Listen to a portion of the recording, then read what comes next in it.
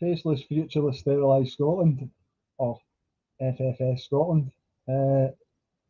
Welcome, everybody, to a new feature just to touch base with some of the followers and subscribers we've got to the channel. Been kept really busy of late because my old man went and took some of the bioweapons and now he's got a turbo cancer, so been kept busy with that.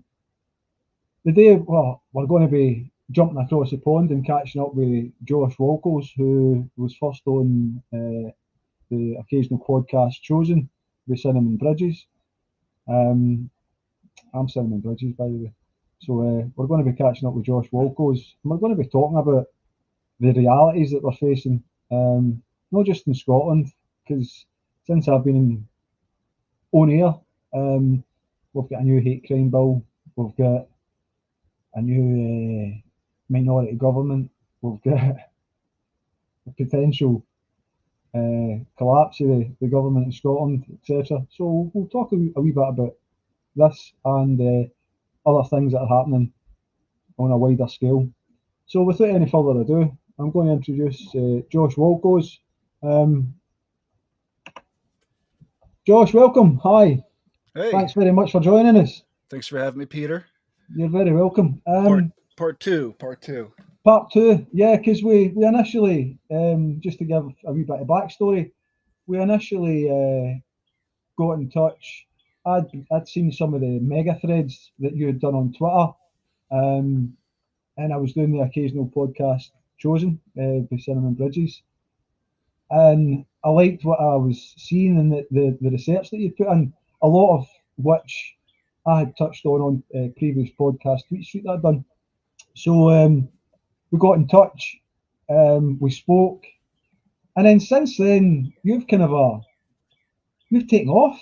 to be fair.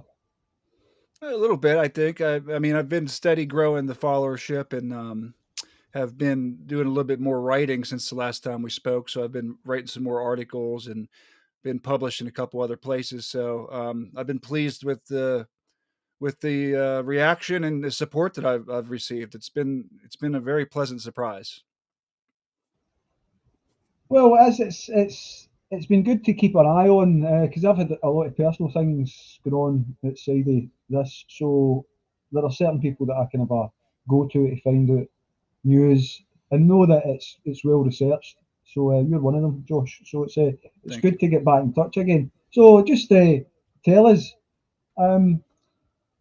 you've done some mainstream. You were on mainstream, and then you've been doing podcasts with people with a much larger platform, shall we say. Just rhyme some of them off if you don't mind, Josh.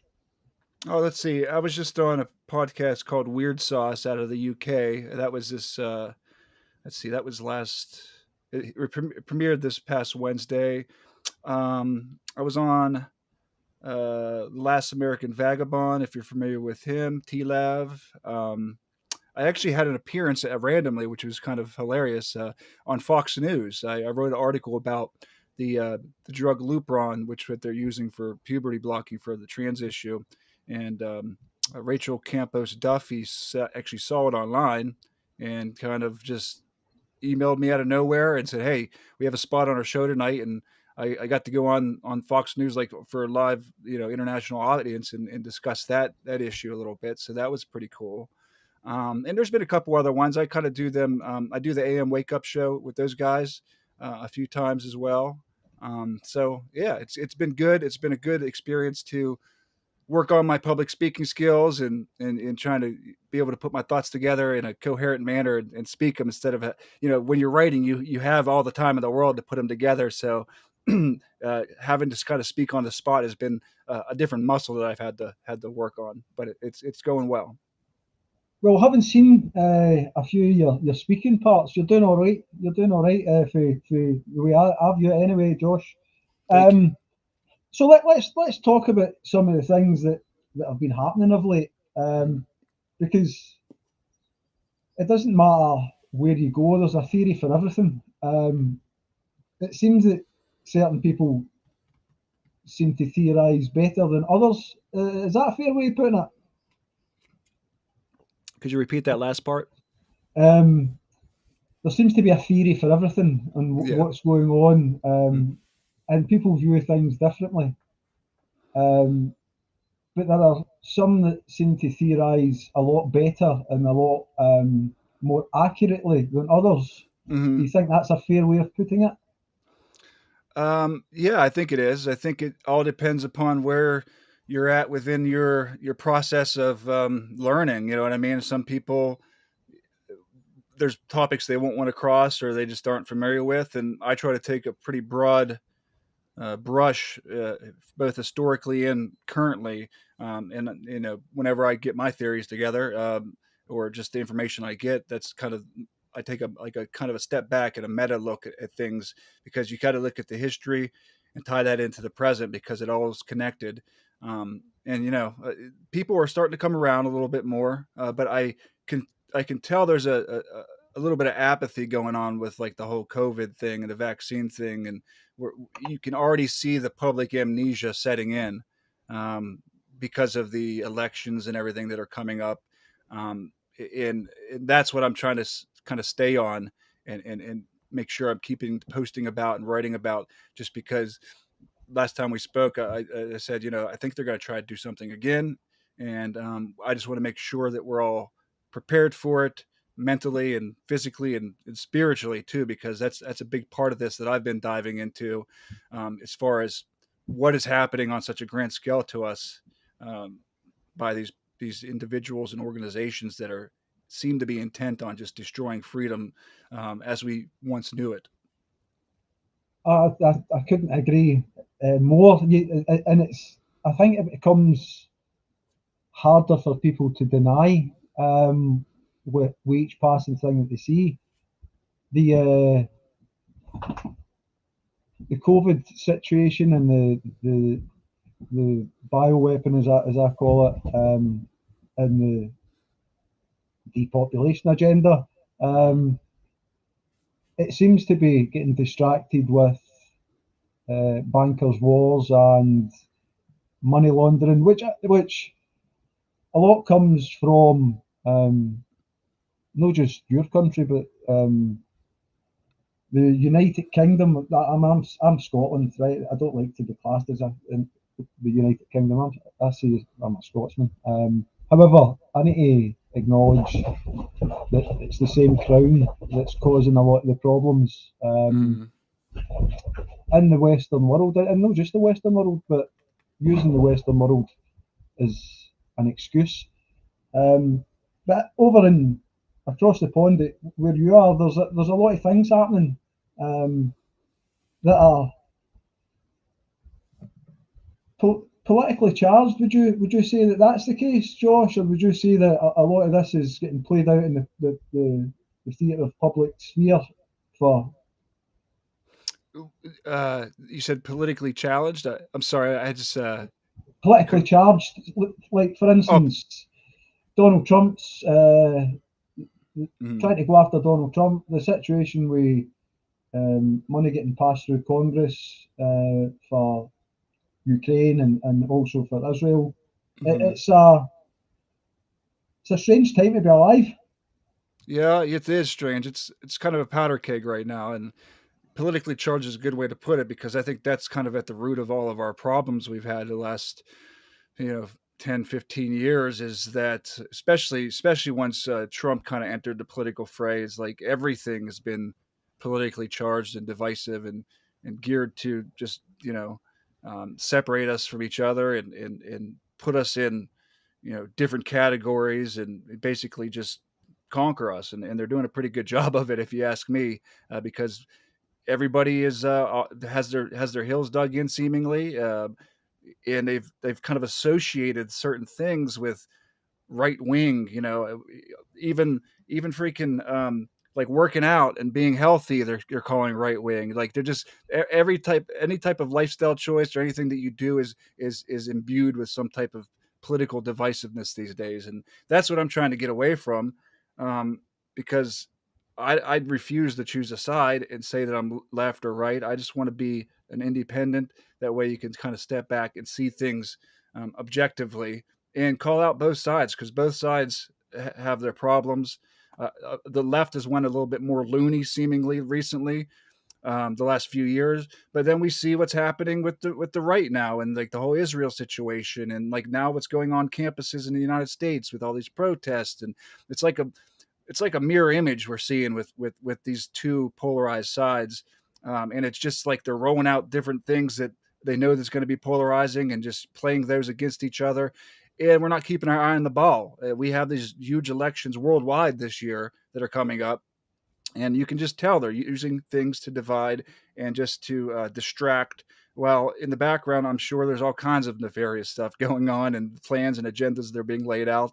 And we fall for it every single time. That's the problem. And they know that it works. And I can only see it getting more and more insane and crazy here in this leading up to this election, because it really it disturbs me at the extent I think they're willing to go in order to, get what they seemingly want, which is total control, and this whole global health security stuff, the WHO pandemic, this anything they can do to undermine national sovereignty and kind of get us by our chin hairs.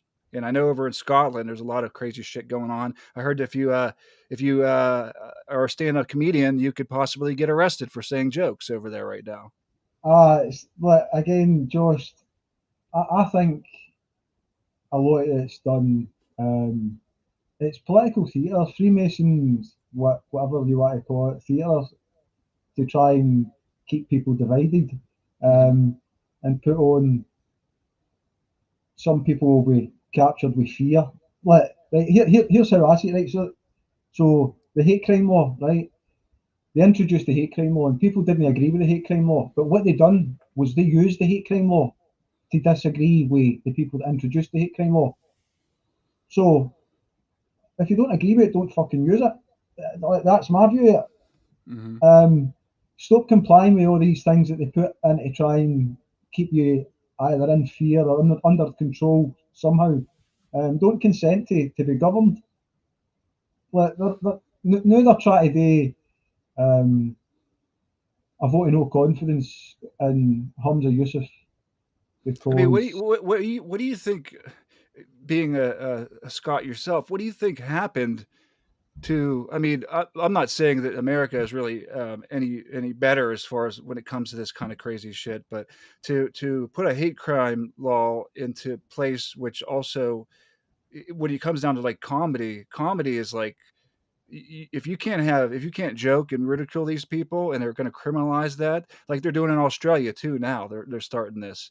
Like, what do you think happened? Like, how did this even become a thing? Obviously, it's the politicians, but the Scottish people. I know there's a lot of pushback on this, but like, I don't know what the politic dynamics is there. Is it like a left-right thing? Is there like a majority that are for this and just go along with it, or people are afraid to speak out, or what's the dynamic there? In all honesty, it's fucked up, right? So this is how I see it, right? The Scottish people will do anything not to be Westminster, because Westminster are classed as like a kind of a fascist right-wing government, right? Especially the Tories. But it's the Crown that in Chatham House that makes all the decisions here. Not just here, but in countries in the West as well, right? They've got a lot of clout. The Jesuits and the Freemasons. Nobody wants to talk about these things, though. We're all secret societies. You're not allowed to talk about these things. Like, we're all members of these institutions, so they want to have their own element of control, right? All the while, it's the wee guy that's suffering, the wee guy that doesn't know any better. So you try and educate people about this, and you get called all sorts of names. So you're right wing for educating people about the existence of these things. Or if you try and educate people about the existence of paedophilia and politics, then you're anti-left wing, right? So again, people don't like the truth, Josh. That's what I found. They can't handle the truth, and it's all cringe. We can't talk about these things. No, but you need to talk about these things, because that's how these people keep their element of control. I say don't vote for anything. That's what I say. Don't vote. Don't take part in the establishment game. Win by not participating. Don't give them any mandate. Make it a point to don't vote for the establishment. So stay away for their votes and their rituals, and let the people have the power. But it's hard to manage. You know what I mean? It's hard to get people to trust in the community run about them when there's so much put there to try and divide their communities, whether it be race, religion, sexual orientation, whatever it might be. Kids, no kids, you know. Are you guys experiencing the immigration thing as well there? Well, Scotland has for a number of years. However, it's not really something that's bothered us in Scotland. We have been kind of classed as immigrants to Scotland, Scottish people, you know what I mean, through the years. So I like to think a lot of people who the schemes don't bother about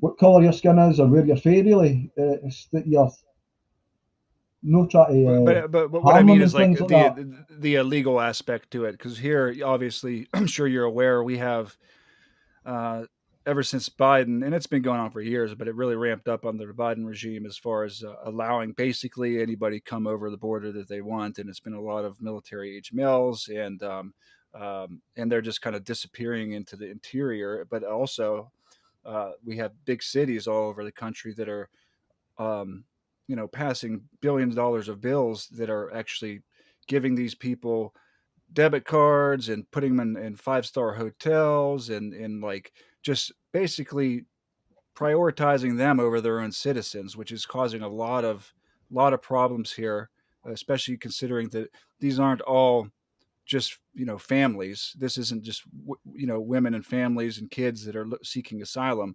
The majority of them are military age males, not just from like Mexico or Guatemala. They're coming over the border from China, which is, I have no idea how this even happens.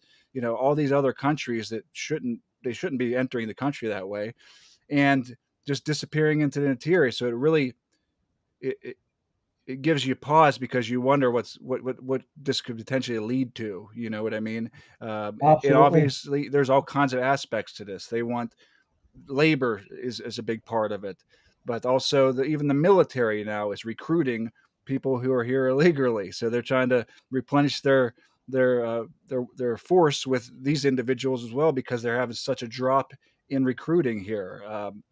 So it smells of something much more nefarious than what it's portrayed going on, because you're basically, you know, disregarding citizens, and we have tons of huge problems with homelessness and the poor and inflation and everything going on, and you're giving these people, $1,000 gift cards, say welcome, putting them up in five-star hotels, like I said, and just letting other people who are citizens or even immigrants who did it the right way, came here legally, and just basically spitting in their face. You know what I mean? So do you guys have the illegal immigration problem there as well? Well, Like, I guess every island nation has, every nation's got immigration problems. It's what causes them and who benefits from them.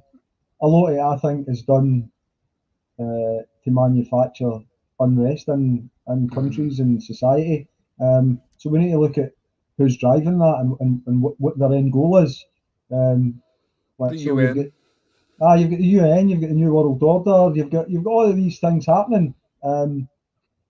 Some people will turn to prophecy and say that it's prophetic what's happening, in different parts of the world, like the weather manipulation in Dubai that caused floods in Dubai, and they point to these nefarious dark entities within governments that control this, so that they can have a one world government. So I mean, you've got all of this happening. We had on I think 2 days ago it was reported that 5 people died trying to gain entry to the UK via small boats from France. One of them was a child, and that seems to get driven as that 5 people died, to try and prevent them from making the journeys. They want to send people that come here illegally to Rwanda. So I mean, the human rights. There's been several thousand kids have went missing for the UK government, and some people say that they went to trafficking, that they went to child traffickers. So I mean, you look at all of these things that are going on. You need to question, like, at what point do we waking up and say, right, we can see what's happening here, and we're not happy with it. Yeah, the Biden administration lost count, or lost they 80,000 children. They've just don't know where they're at. They came across the border. Okay, so and then they ended up finding out that they were being basically trafficked to put to wage slavery to work in manufacturing plants and things of that nature. So they're actually facilitating human trafficking by the policies that they're implementing here, and these people get here through help through all these NGOs, through the UN, who basically give them maps and show them the best way to come here.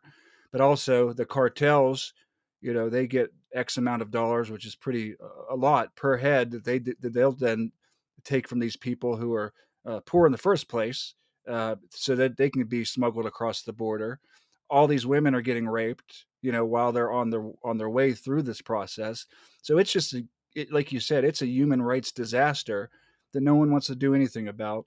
And it just seems like there's no other explanation that this is obviously a deliberate thing that they're doing in order to cause discord and undermine the foundations of civilization. And then they can point at people like me or other people who speak out about it and say that we're somehow bigoted or racist because, we don't want this happening and utilizing resources that should be going towards infrastructure and people who actually need it, who are citizens in the country. So it's another divide and conquer game.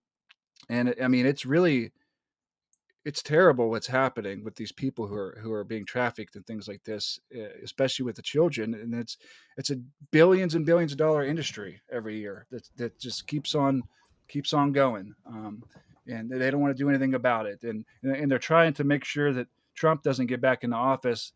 I'm sure you're following this trial that they're doing with him and all this stuff. They've tried to, they're throwing the kitchen sink at him basically, because they just don't want him on the ballot. And every time they do it, the funny part is that they do polling. He goes up in polling because people aren't stupid. They know, they can see it's blatant what they're doing. They're weaponizing the justice system against him in order to undermine the election. And they're the ones who's constantly preaching we need to save democracy and things like this and all these tropes that they say.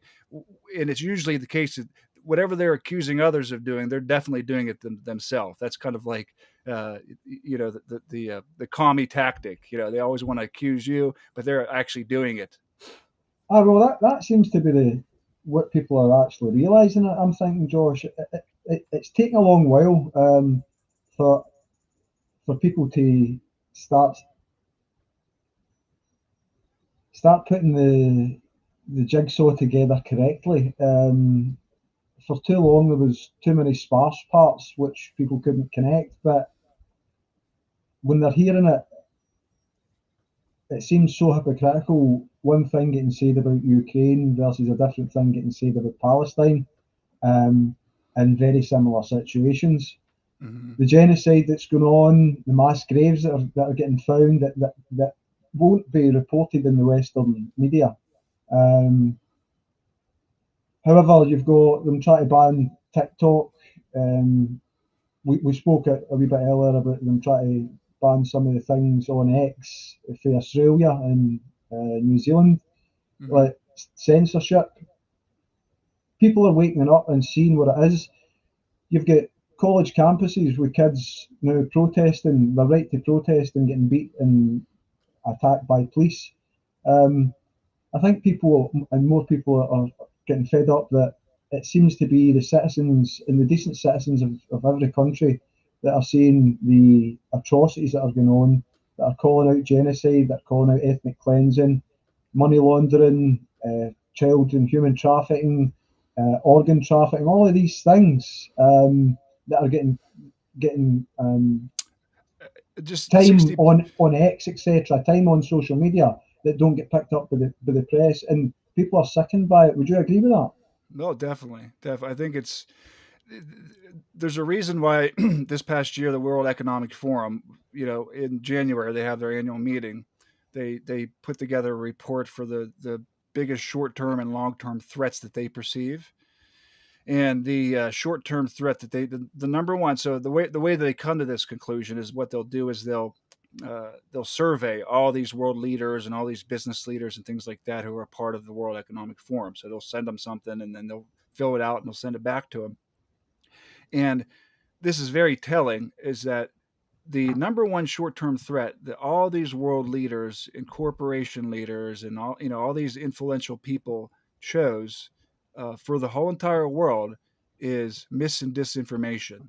Okay, so that's their number one threat, and that's kind of revealing their hand. You know what I mean? Whenever they are choosing that with all these other real issues going on, they're that worried about the internet and people's ability to find the truth and then spread the truth. And that's really, that shows you, you know their mindset, and that they're terrified that, and people are doing this. This is like kind of like the first time that mass communication and the mass availability, the internet's been around for a while, but the ability for people to check out of the mainstream and kind of go on their own route and their own rabbit holes and learn about the truth as they see fit.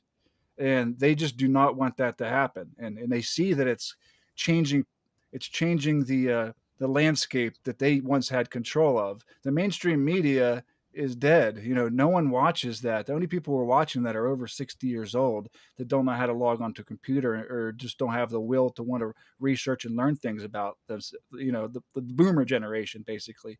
The young generations, we see this with the Israel-Palestinian conflict right now. They're probably the reaction to these protests, the draconian actions that they're putting through, and now that the right are now cheering that on, you know what I mean, shows you, like I said, reveals their hand. They are terrified of people like you and I talking. You're across the pond. We're talking real time here about the problems and the truth that we are able to research and see, and that is something they just don't want to happen. And we see what's happened with the Twitter files and this censorship industrial complex that they have put into place. And I've been doing a lot of looking into this with the organizations and individuals that are actually behind this, and kind of how does this thing coalesce and come into place. And I'm going to be releasing an article, if I ever can get it done. Every time I dig deeper, I turn over stones, which adds to it, which then it delays it because I want to add that into it. It's just becoming like a big thing, but eventually it'll come out. But there's this organization. It's called the Disarm Foundation. Okay, so remember this one. It's somewhat related to the Twitter files, but I was surprised that they didn't go into this disarm information within it.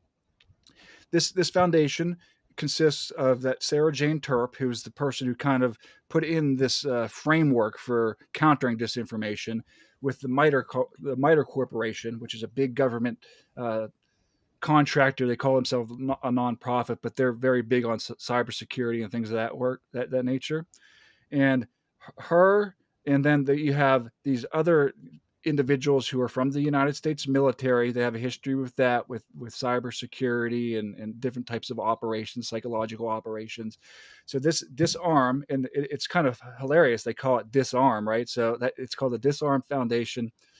They are kind of like the epicenter, where like organizations like the Alliance for Europe, which is big over in Europe for countering disinformation, whatever you want to call that. And they're the hub.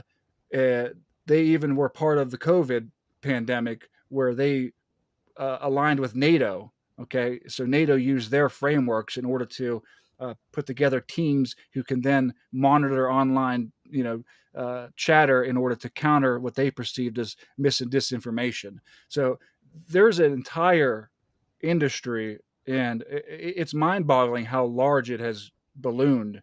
And you'd think because of the Twitter files and things, they would have dialed it back or kind of went underground, but no, it's out in the open. It's just that no one's really talking about it, and it's difficult to grasp because there's so many moving pieces and organizations and individuals, and they're putting it's called the disarm framework in people's hands for all these, like they call them like white hat hackers, right? So they're trying to recruit people to take on this challenge of misinformation. So they'll have they have a whole reporting system and everything that gets channeled to different organizations and to the government, and then they're trying to put pressure on social media companies. So they've just doubled and tripled down since the whole Twitter files was exposed, and they're ramping it up again for this election season. And it's just it's never ending. It will astound you the amount of people that's involved in this censorship industrial complex, as they like to call it. I mean, it really is mind-boggling the extent at which and the resources they're putting forth in order to try and silence people. And also, they even say in their own paperwork they have red teams and blue teams. The blue teams are the ones that actually will do active measures, so they'll actually create fake profiles. They'll send it to if they perceive something as a threat, they'll have people infiltrate groups or even create astroturf groups online in order to honeypot people, to bring them in and create confusion within dissident circles and things of that nature. So I mean, it blows my mind how much this is a priority to them. You know what I mean? Because that should tell everybody that they know that they are sitting on a mountain of lies that they don't want to get out and they don't want people to learn about, because they wouldn't put all the time and effort and money into creating this system if they weren't.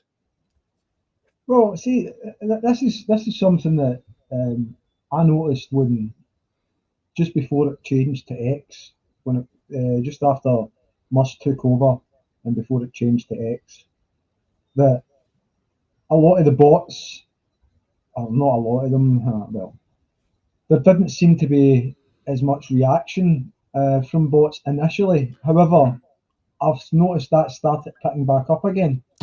Yeah, like the sex bots, the porn bots. Yeah, yeah. And for me, that was a changing of who was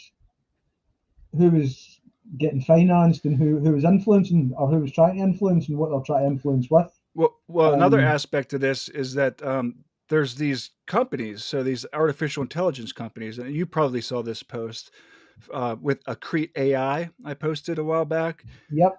So there's these companies that's cropped up that are obviously they consist of former military, cybersecurity, that sort of thing, intelligence operatives who will create these private companies, and then they will contract with the government, the DoD. So this particular one, Accrete AI, if you go to my Twitter and you just search Accrete, ACCRETE, I posted a video that they put out, which was supposed to really be for insiders, for people they were trying to sell this software to the government in order to counter disinformation. And one thing I noticed is that they say right in there is that they can create bots that have keywords that trigger them, that will send them to a post in order to either say the sex bots. The reason I think those are happening is because they know that they're considered spam. So that will trigger the algorithm to basically downvote it so that it doesn't gain traction. So if something is, spam or sex or something like that within the platform, it's on a post, the algorithm's keeping track of all that stuff. So if it sees all these sex bots in your replies, it's not going to allow the post to take off, like it might otherwise. So that limits its availability across the platform for people to see it. So that's kind of like the underhanded strategy that they're doing. But I really encourage everybody who's listening to just go search my Twitter page, Accrete AI, and watch this 12-minute, I think it's like 12-minute video where this employee of Accrete is talking. I think it might be a government contractor or something like they're talking to somebody, trying to give them a demo of their software capabilities. And it's a chat bot, basically like ChatGPT, that is geared totally towards government countering disinformation and making connections between networks of people that they say are spreading disinformation. There's actually an example that they put on there that I like to bring up because it just kind of blows my mind, is that a few last year there was actually an AI photo that came out briefly that looked like there was a bomb near the Pentagon. Okay, it looked like there was smoke coming up, and it was completely fabricated, and that went viral briefly online. And I'm of the opinion this was a beta test. I don't think this was actually somebody with nefarious intentions. I think this was a beta test to see they're trying to do these deep fake beta tests in order to use these politically at some point in time. So he brings up this example and says, "Hey, here's what we can do about this. We can then put these keywords and use this chat bot to then find who posted this originally, examine the network that's associated with, and then map that out so that we can know where this originated, because this actually came out online and then it's shot down like it rattled the stock market briefly before they came out and said, "Oh, this is fake. Don't worry about it." And then things came back up. But it's just astounding the capabilities that people don't realize that they have right now of mapping and creating networks and deploying all these swarms to post and things of that nature in order to counter whatever information they don't want people to know about.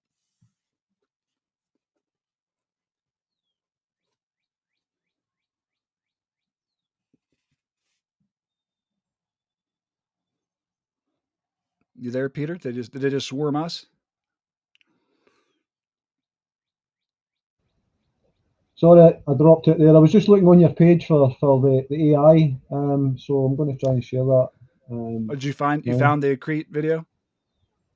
I think so. Let me just check. If not, I can kind of take a look real quick. Is this it here? Forbes just released this a couple of days ago. No, that's not the one. But let me pull it up real quick and I'll send it to you if that's okay. Yeah. Let's see, because I think your viewers would really, it really puts into focus kind of like the extent that these people will go for this. Right, okay, here it is. Send it with DM. Copy. I'm going to send it on. Can I send it to you on Twitter? Yeah. Okay. Here you go. Sending it now. There we go. This is us live, folks. This is what happens when you do things live. Right. Trust me, it'll be worth it. And it might not. I don't know how long it is. It's only 7.5 minutes long. So. Right. Well, we'll play it through. We'll play it through and give the audience something to relax through our voices for a short time.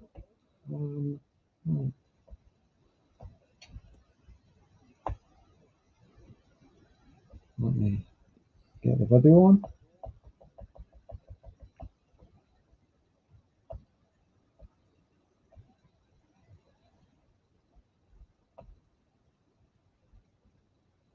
You see that mapping right there? That's they can visualize this too, which is the crazy part. The third use case on the government side, which we've talked to, as you know, we've been working with Special Ops and SOCOM for a long time, and this is one of the key use cases that we've collaborated with them on. Let me just sign in again on the government one.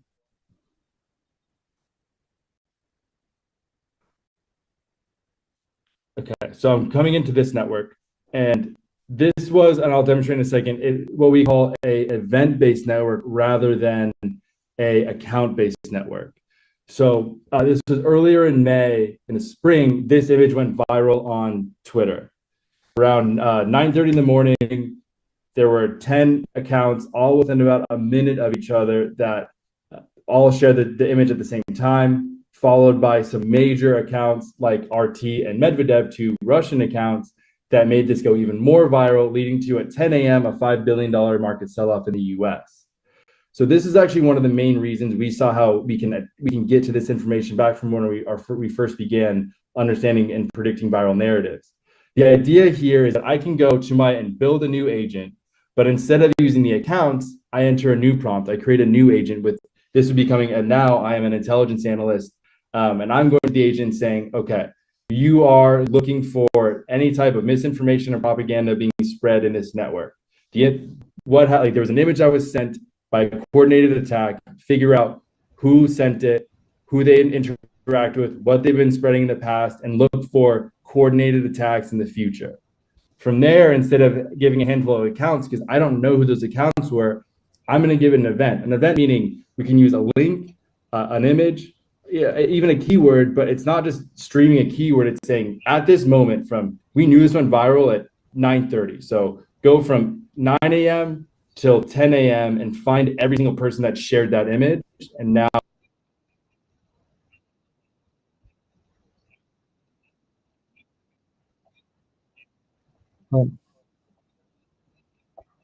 So we'll just stop that there, Josh. Let people can go to your page and find that on your page. Repost it again. I'll share it later on. Sure. What do you think is going to be the outcome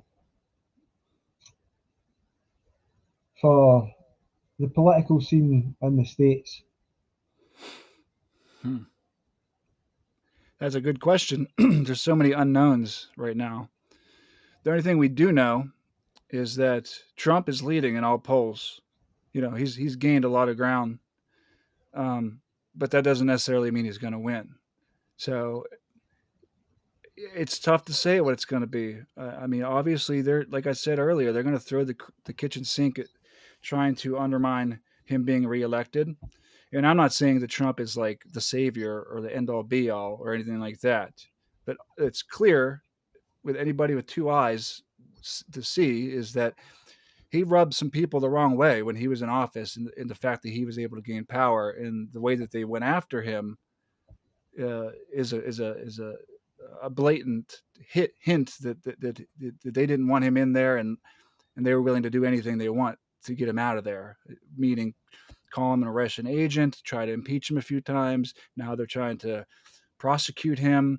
They're basically dispensing with all prior case law with this new one they're doing in order to actually go after a former president for the actions that he did while he was president, setting precedents that are going to be very dangerous moving forward as well. So I wish I had a crystal ball to look into it, but if they see the writing on the wall, I mean, and I've said this several times, and again, this is just speculation. I'm not saying this is going to happen or anything like that, but like, I really wouldn't put it past them to either delay the election or do some kind of fuckery with the election machines or the cyber pandemic that they're constantly harping about.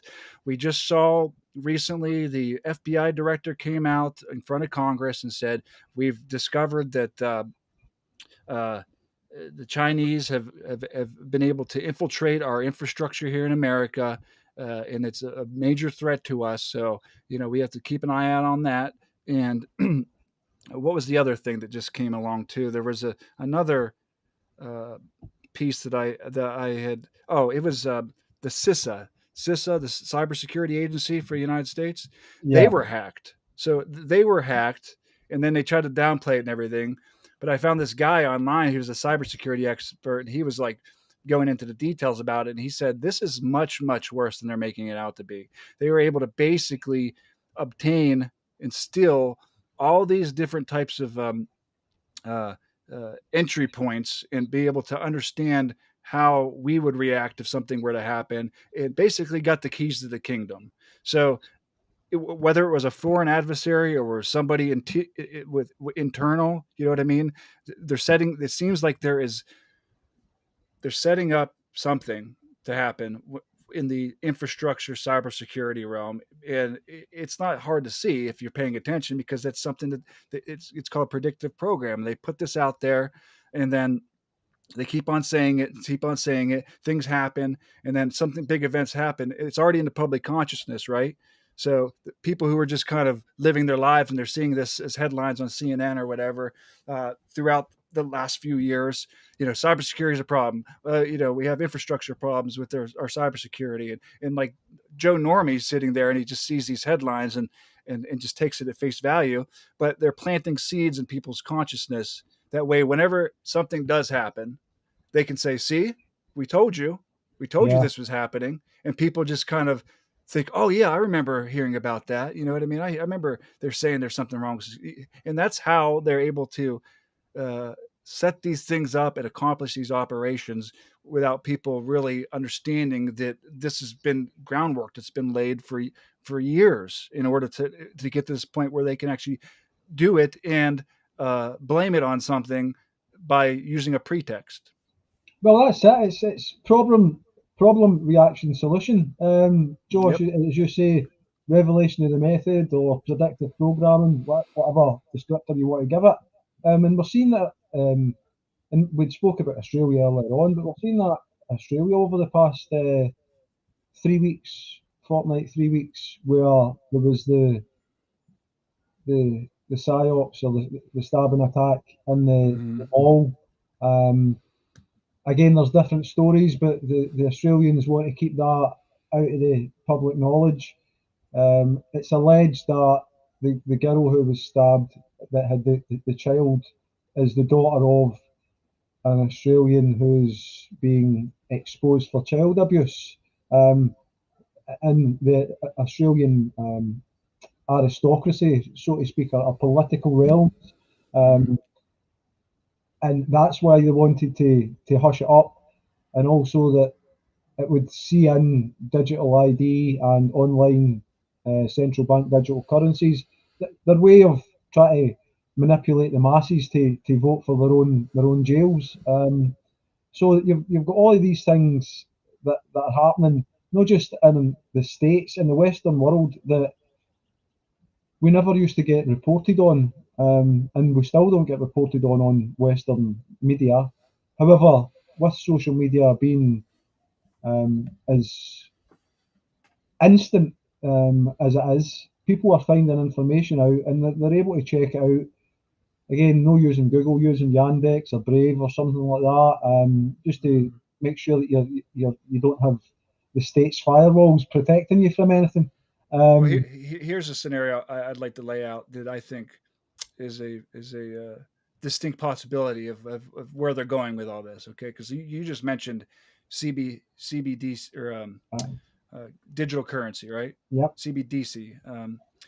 So let's imagine a scenario where the infrastructure underlying the internet is cyber attacked, and it causes the internet and the connections around it for all the financial institutions and everything, and governments and academic institutions and all that to essentially be shut down, causing billions and billions of dollars of losses in productivity, right?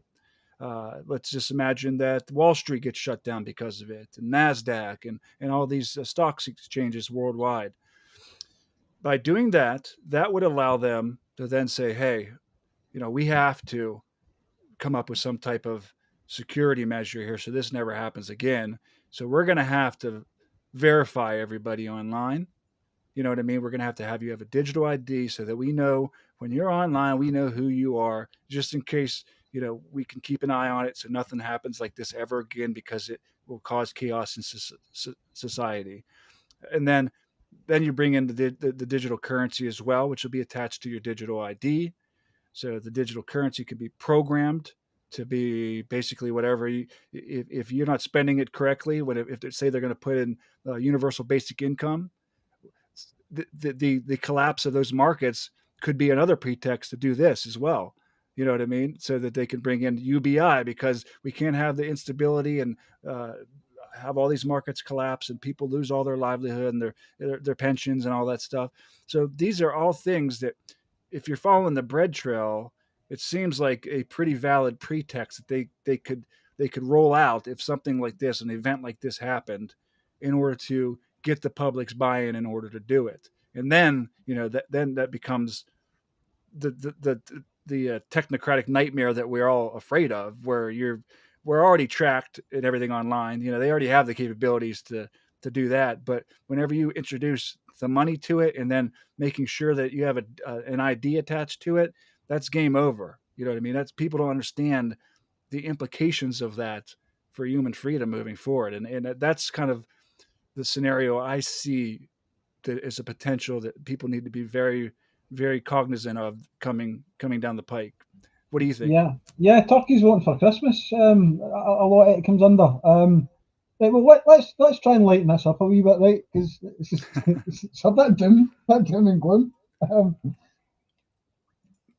What have you heard over the pond about the Kate going missing? Kate going. You know what? I don't follow any of that shit, to be honest with you. Like, I just see the headlines or whatever. Like, I saw there was a fake photo or something, and that'd be more of a question for my wife, to be honest with you. I tend to like.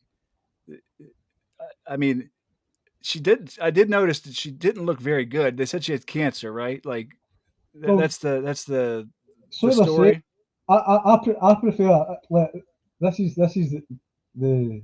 the best one I've read. And when I say the best one, it's probably not the best one for other people to hear, but it amused me the most. They say that she was sacrificed. She was Christmas dinner, and so were her kids. Right. So I laughed at that one, and then I started looking at something, Josh, as you do. I laughed at it, and then people started posting things about Rosemary's Baby, and I could see at one point I could see too close a link, so I thought, I'm going to stop looking at that. That's just way out there. Well, I mean, just bringing up the royals, just the fact that we're in 2024, okay, and there's still a king. There's kings and queens and all this shit. It's just that is just that's the clown world. I mean, we're still living in those times. People don't understand the influence that the crown has still. You know what I mean? The British influence throughout world history events and things like that. People think it's only a name, but they don't understand, hey, that they run Canada, they run Australia, they run all these other countries which are in their orbit, right? And the policies that's going on there. But just the fact that we have kings and queens, and I know that it's a touchy subject in England and everything like that, because they love their monarchy, and they have warm feelings towards the queen and all that stuff. But the fact that there's people who are existing in 2024 as higher than other people, you know what I mean, as royalty, is just complete clown world to me. Right. Well, there's a couple of things that have come out over the past 24 hours. So we'll try and, as I say, lighten it up. It lightens it up for me because I don't agree with the monarchy. All the people that take part in all the rituals. So the guy Charles' funeral plans reportedly being updated regularly after cancer diagnosis. He is really unwell. And then yesterday, a white horse, one of the King's Guard white horses, as you'll see on the screen here, broke free. It's got blood all down the front of it. Broke free and ran through the town with a black horse. Some people say it's prophetic. Yeah, so yeah, I saw that. Yeah, that's the kind of a things. Again, I've never been a monarchist. I don't agree with it.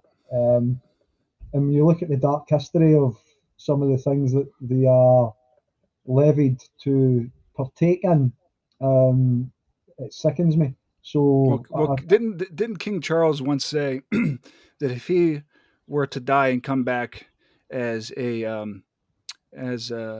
reincarnated, he would come back as a virus in order to depopulate the earth? Well, no, it wasn't Charles. That was his loving father, Philip. Oh, that was his dad. Okay, Prince Philip that said that. Something else that's happening in Scotland, Josh, that I don't know, that's getting a lot of, because Scotland doesn't have its own media. It's colonially controlled from London. But there's something happening in Scotland that's not getting a lot of coverage. So I'm going to ask if you've seen it online here. I'll share it. Okay. It's about the COVID situation. So this one here.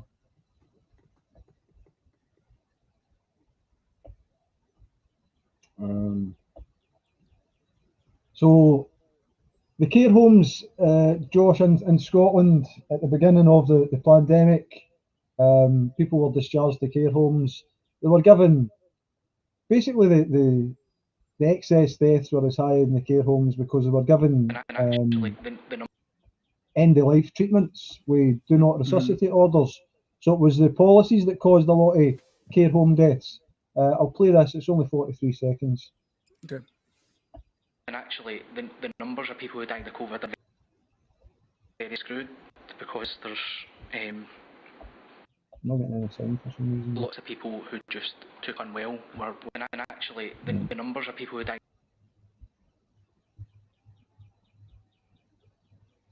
Right, for some reason I'm not getting any sound, which is right. I could hear it when you played it. Right, so that everybody can hear it then.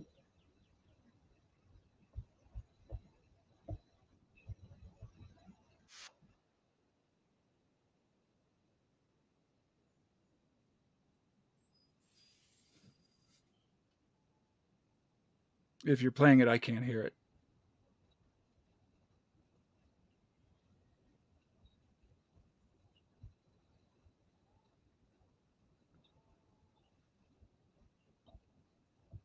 Right, hold up.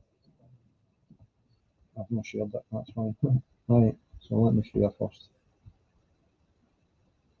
I can hear it in the background and I'm wondering why nobody else can hear it. It's because I've not shared it, so let me put this on here.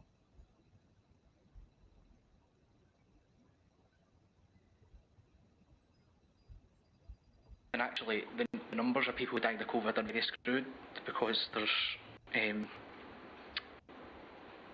lots of people who just took unwell were classed as suspected COVID without any tests being carried out. So there was lots of workloads that actually, because it seemed that other kind of health conditions didn't exist during COVID, and if you took unwell when you were living in a care home, you were just automatically considered as being COVID positive. And I think there was a lot of frustration around about that as well. The numbers don't actually reflect the amount of people that sadly passed away with COVID. Yep, I would agree with everything that Scott had said. And actually, the numbers of people who died of COVID are very screwed because there's... Right, so this is from one of my co-followers on Twitter, biology phenom, I'm sure his name is. He's been covering the Scottish COVID inquiry from it started, really. I'll go to his page just so that others can link to him, because there's a lot of information, Josh, that's been getting shared here in Scotland that I've been seeing in the likes of coming from Japan and Australia and New Zealand that seems to correlate with what's happening in the Western world since the rollout of the bioweapon. And do you see this in the States, that people are trying to speak up but their voice isn't getting heard? As it relates to like the nursing homes and like the protocols and all that stuff, Yeah. I mean, there are people. Well, it never makes it to really the mainstream media. You know, it's kind of hermetically sealed that way. They're not gonna approach that, say, on MSNBC or even really Fox News, to be honest with you. But there are people who are waking up to the fact that the protocols were really the problem that killed, especially within the hospitals here in the United States. I did a thread about this that likens it to the Nazi program, the T4 program that they did, where they basically, this is what started their their genocide, is they would locate the undesirables, the people who were mentally retarded, things of that nature, and then they would eliminate them in hospitals. Okay, and that was the first step, and before they went on to the Jews and the rest of the world. And people kind of get angry at me because I compare it to that. But once you look at these protocols that they put into place with the drugs that they are giving in combination to people, the remdesivir, or the suppressants that they were given that causes you to not breathe very well, putting them on ventilators, all this stuff in combination is a deadly cocktail. And then they would like that gentleman just said, they just chalk it up as a COVID death, because the other aspect of this is the financial incentive that hospitals had. The government basically took over the hospital system during COVID through their subsidies and the protocols and guidelines that they put forth, and gave they basically took away liability for doctors. But the caveat was you have to follow our protocols. So the government said, if you follow these protocols and something happens, basically, we are not going to hold you liable for anything that happened. And not only that, you're going to get X amount of money for each step of the way. And then they had the temerity to put together a funeral program for these poor people who had their family members basically murdered in the hospital, where they said, hey, you have to sign on this to get X amount of money to help with your funeral expenses for your loved one. All this money is just poured into the system. You know what I mean? And the doctors fell right in line, because they said, hey, if I'm not going to get any liability, I don't want to deviate from this, because then that could hold me liable for, harming somebody, even though they're harming them anyway. But it is a consistent thing all across the world that you see that happen. In the UK, they did the same thing with the do not resuscitate orders that were put on people that didn't even want it. They didn't even tell their family members. They were giving them those tablets of I can't remember the name of it now, but it's basically an end of life drug that they give to people to help them die without pain. But they were just giving it to people that was basically killing them. Then they mark it up as a COVID death. Yeah, midazolam and morphine. That's what they're doing over here, Josh. And this that I've got highlighted here, Rustler. He's even been highlighting. I don't know if they've done this in the States. He's been highlighting each week the excess deaths that have occurred since the rollout. And it was getting that bad that they've changed the actual reporting, the way that they report it, and how they calculate the expected deaths versus the excess now, to make it look more favourable. It's becoming undeniable. I mean, I'm one of these people that still likes to try and chat to people. So anytime I go to the shop, or I'm out for whatever reason, I'll try and speak to anybody that I come across. Oh, how you doing? And get a wee bit of conversation. And the common thing is the amount of people that are now finding people that they know. I was going to say loved ones, but certainly the circle of people that they know that are having more issues, or their family members that are being struck down with something at young ages now, seems to be more alarming than ever it was. That's what I'm noticing here. Are you the same, Josh? As I know that you do a bit of research, so therefore it's quite easy to find. Mm-hmm. Do you find that you're finding more people that you know personally that are affected by things? On a personal level, I think people are still, within my sort of circle, people are still, I think people are, they sense it, but they're still afraid to speak about it.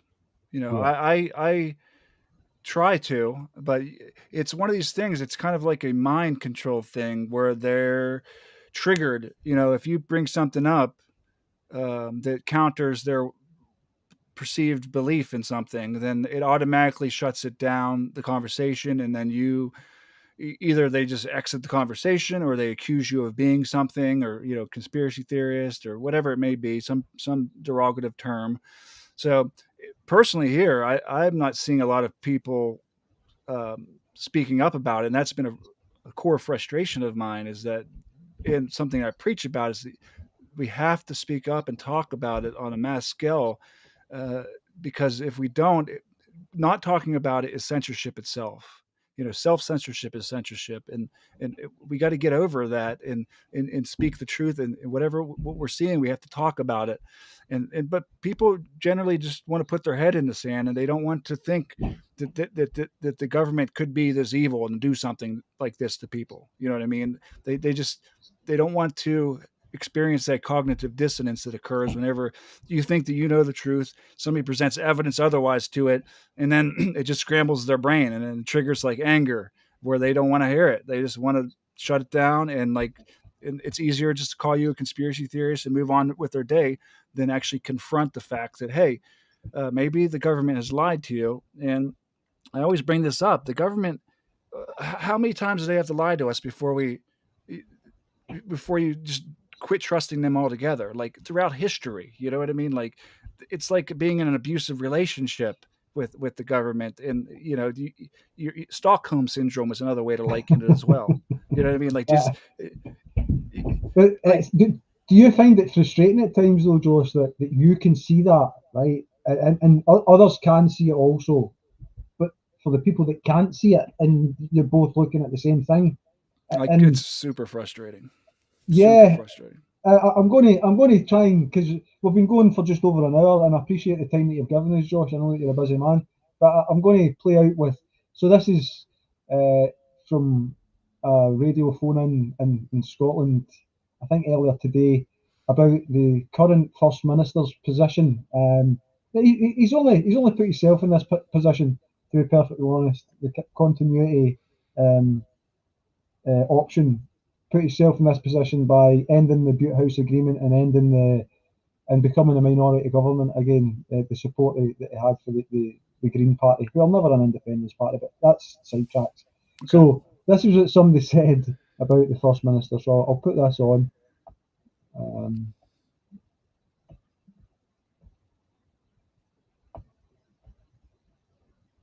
Let's go to Aberdeen. Melanie is there this morning. Morning, Melanie. Good morning. Do you have confidence in Humza Yousaf as First Minister? Absolutely not. He's an utter clown. I think the SNP have dragged Scotland into the gutter. Based on what? Everything they do. They don't understand what a woman is. The hate crime bill is an utter disaster. It's everything that they've touched, I think, has just been a disaster. Well, since Humza's been First Minister, the council tax frozen, removed peak rail fares, 15 million for free school-aged childcare, national innovation strategy, that's all on his watch. Oh, it's not really doing anything for the majority of Scotland. There's free travel for children. Basically, kids are running about and causing riots everywhere they go, and they're doing it off the taxpayers' back. They're not really, are they? Well, they are. There was a bus driver stabbed in Elgin not that long ago, murdered. Well, that was a horrific isolated incident. It was, and I think if you speak to most bus drivers, you'll find that these children are just running riot on their buses. Melanie, what will change if the vote of no confidence comes in him next week? Let's say we get another SNP MSP as First Minister. That's not going to change any of the complaints that you've got, is it? I think getting rid of the SNP is the only way forward for Scotland. So really we need an election. We don't need another SNP chosen clown to take over this complete clown show that they've been running for 17 years. All the polls say people still want them. People still want them in government. I don't know what polls you're reading, quite honestly. I don't know a single person. I've spoken to so many people about this, and I don't know a single person who supports or votes for the SNP. So quite honestly, I don't know how they're in power. They're an utter disaster. Melanie, thank you for your view this morning. Other views are available via the text 802. Right, so that was this morning, Josh. And it's refreshing. I don't like putting anything for BBC on anywhere, to be honest. Right. But it's refreshing when you hear somebody that has an opinion that's not too far from yours, getting the chance to air that opinion, because for too long we've been kept away from getting the truth out about what these people are doing. And it's not just the SNP, Josh, here in Scotland. It's every political party. They just lie and lie and lie and lie and lie. And people, as you had said, they're making the mistake of trusting the government. I'm an ex-employee of the government, so I wouldn't trust them as far as I could kick them. And that was before I was an employee. After I became an employee, an ex-employee, I understand why I had my initial thoughts that I wouldn't trust them as far as I could kick them. We've unfortunately, to speak bluntly about it, on a worldwide basis, most Western nations have been taken over by traitors. Um, an example of this is the recent bill that was passed in Congress here for aid to Ukraine and Israel. I don't know if you saw the video, but Yep. the Democrats they passed the bill. Then they all pulled out Ukrainian flags and was waving them on the floor of Congress and chanting Ukraine, Ukraine, Ukraine. I mean, I don't even know if that's within the rules or legal to do that. I mean, I don't even know how they can look at themselves in the face to do that with all the problems that we have going on in the country right now, to actually have the balls to pull out a foreign country's flag and wave it on the floor of Congress and chanting the name of that country, just rubbing it into people's faces. It just shows you how little they really care Well, about the American people. Here's something that I seen, and this is a few months ago now, Josh, but I've just been otherwise occupied. Excuse me. I seen somebody on the floor of the Senate being well, there was sex happening with two men on the floor of the Senate that was recorded. Yeah. I've seen accusations of cocaine being taken by the what's his name, Hunter Biden. Yeah. The accusations of the laptop, the diary, the daughter. I mean, I've heard about all of these accusations, and it's depravity. But then you look at Jeffrey Epstein, and then even yesterday, Harvey Weinstein getting his conviction overturned. I mean, what happened to the Epstein client list? And is that why they're agreeing to allow genocides and war crimes to take place in the likes of Palestine, because they're all compromised, they're all honey trapped with Puff Diddy and Beyonce and Jay-Z and the glitterati of the Hollywood elite and the deep state. Yeah. Is this why these things go unchallenged? I think that's a big part of it. I think there is a large blackmail operations that's been going on, and they've had the ability to they save all call data, all internet histories in a big data center in Utah, and they've been doing this for at least since probably 2006, I think. Snowden came out and showed all, exposed all that. And another aspect of this is they just recently came out with a reauthorization of the FISA bill. If your listeners aren't familiar, the FISA is a separate court system that's set aside from the justice system here, court system here, that allows FISA judges that's set up for the FBI and the intelligence agencies to go to a FISA judge who rubber stamps it 99% of the time throughout history. 99% of these so-called FISA warrants have been approved by the judge overseeing it. And then go to him, and he says, okay, and that's how they got Trump. So they did a FISA warrant to get somebody in his campaign tapped, and then through their logic, anybody who he associates with falls under that dragnet, and they can then tap their phones. Okay, if that's not bad enough, okay, so that's what they've been doing.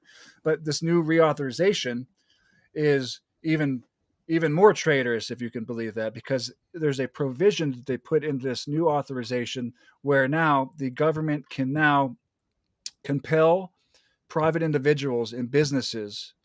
Let's say somebody works as a janitor in a office building, and they can go to that janitor because they know he works there and give him a USB stick and say, hey, we want you to put this into the computer and steal these files. So they now can compel private individuals and corporations to spy on behalf of them and do their dirty work for them legally under the law with this new FISA authorization. And it makes me think it's probably something that they've been doing, you know what I mean? Because they put these in here to retroactively uh, exonerate themselves. You know what I mean? That's how this kind of thing works. So they've probably already been doing it, but now they've just formalized it and legalized it under the law. And they can pretty much, they've given themselves carte blanche to do whatever they damn well please under the guise of national security interest and secrecy, which is the complete antithesis of what this country and the principles that we were um, um, built under are supposed to be. And that should tell everybody all they need to know is that we have a parallel government that is secret, running, doing whatever they want, running blackmail operations, running all kinds of operations all over the world, assassination operations, starting coups everywhere, undermining so-called democracy all over the world. And they've turned their guns towards the American people and the rest of the world too, because they just go and get MI5 to do their dirty work or something like that, like all these Five Eyes that they have to do it. And it's literally, like you say, the deep state. It is a parallel government that is unaccountable, and they have dirt on people. And it makes sense if you think about it, because some of these decisions these politicians make, you're like, how are they even okay with this? Well, if somebody comes to that politician and says, hey, we found child porn on your computer. If you don't do what we ask you to do, your career's over, or we're going to go after your family, or whatever it may be. That's how this thing works. You put leverage on people, whatever it may be. They find a pain point and they lean on them until they do what they want. And one last example I'll put out there that is very illustrative of how this works. And this goes clear back to 9/11. A lot of people forget about, after 9/11, there was an anthrax attack, right? So that was sent out to media companies, so all over the country. But more importantly, this is right around the time when the Patriot Act was being debated in Congress. And the first draft of it was actually denied. Like, people saw it for what it was, which is basically a complete undermining of the Constitution and the Bill of Rights. And there was a few senators who said, no, we're not going along with this.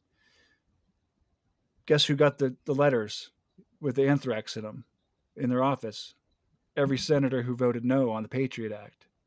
So they sent these letters to senators as a message to these people saying, hey, we'll kill you, basically, and lo and behold, that scared the shit out of them, and rightfully so. They came into Congress and Senate, and they voted for it, and it passed through right after that happened. And then they tried to blame the anthrax letters on somebody else, smeared him throughout the entire media. He actually, I can't remember his name, but he actually sued them and won in court because they tried to lay it at his feet, and he didn't do it. Then they found their patsy. It was the Bruce Ivins guy who worked at the lab, and he supposedly killed himself. And it's always a lone nut, right, who tried to do this, and he has no motivation to do this at all. Everybody who you talk to who he knew says there's no way this guy did this. And it was an Ames strain of anthrax, which is a highly refined, weaponized form of anthrax, only made by the United States government in a few labs in the country, and the specific spores that aren't replicable and were specific to that. So that's like a good history lesson to tell you how long this has been going on, and how the sausage is made whenever they have something in mind that they want to push through agenda-wise. When there's people pushing back on them, they'll basically just threaten your life, and they'll pull out all the stops in order to get what they want, and they got it. And since the Patriot Act happened, you can look at the dominoes that has fallen all over the world, and how dystopia has become with the mass surveillance and the national security state that's unfolded on a worldwide basis. The millions of Iraqis who's been killed over WMDs that weren't even there in the first place. They lied about that. Afghanistan, we went into Afghanistan, and then all of a sudden, heroin production started shooting up through the rate in Afghanistan. That gave us our opioid, thing that's been going on. It just on and on and on. I could go on and on and on with examples to tell you where we're at right now. But I know you're short on time, and I'll get off my soapbox. But I just thought that was a pretty good example of how these people operate. Oh, it's been done. It's been done through the ages, Josh. And as you say, that's just one. I mean, if you look at Vietnam, if you look at 9/11, as we know, inside jobs. So, and you've got all of these things where they launch what's classed as a false flag, so that they can then progress the next part of the agenda that they want to push, like the war on drugs, the war on terrorism, the war on misinformation will be next. And that's what we're seeing. So to try and finish up on at least something cheery, what can we look forward to seeing from you in the next wee while, and what you're looking forward to producing for people? On a personal level, I'm working on a few different articles right now. The disinformation one's a pretty big one that I'm trying to piece together and get that out to the world. I have a Substack if anybody would like to check it out. It's called We the Free, just wethefree.substack.com, which has access to a lot of the things that I've written that I think that your listeners may like. There's a there's a new drug that just got fast track approval for the FDA. It's a cancer treatment that is $555,000 per treatment that was just conditionally approved with a black box label that I'm doing some research on and I'm about finished with it. I'm either going to turn it into a thread on Twitter or make it an article or both. But it just gives you insight into the approval process and what they're willing to do or write off as far as human suffering in order to get the drugs that they want out there to people. So the studies that I looked into and the side effects that happen to these people who have cancer and they tested these on are just mind-boggling.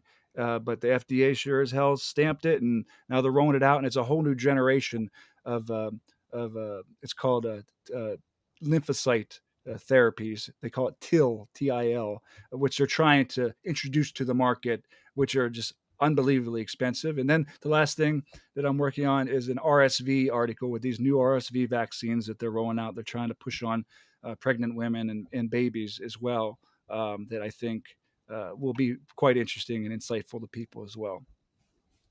So I'm just sharing your We the Free on Substack, Josh. For anybody who wants to, well, you just put in your email address, and then that way you'll get an alert every time you put something up. Is that how it works? That's how it works. Yep. And then it's free. Or if you want to support me, I think I reduced the yearly cost to like $25 or something like that. But either way, I appreciate any support, free or otherwise. Excellent. Right. Well, thanks very much, Josh, for spending almost an hour and a half with us today. I wish you all the best, and I look forward to the offerings that you've got, not just on Twitter, but on your Substack as well. Thank you. And you write for, is it the Publica as well? Is that? Well, no, I don't write for them anymore. I was writing for them, just a couple articles here and there. Wrong Speak as well, I was writing for, and I do some things for T-Lab as well. But I'm trying to really focus in on just my own Substack and just be as independent as possible. But as opportunities comes, I'll publish elsewhere as well. But I'm trying to just create my own independent thing so nobody can say that I've been pressed upon, and all the information is sourced and everything. So put it in people's hands, and then people like yourself, and I love that you are sharing things that I put out there and reaching your audience, and I see them as information weapons. You know what I mean? These threads and things are ways to. I see it all the time. It brightens my life up because I see people who are shills online pushing back on people, and people coming in with one of my threads and saying, "Oh yeah, how about this? How about this?" And then they get shit to say because it's all sourced and they can't really argue it. So it's a great way to just to shut down these shills they're everywhere online. And there are shills everywhere. People that you think you thought you knew, who smiled at you when you met them in public.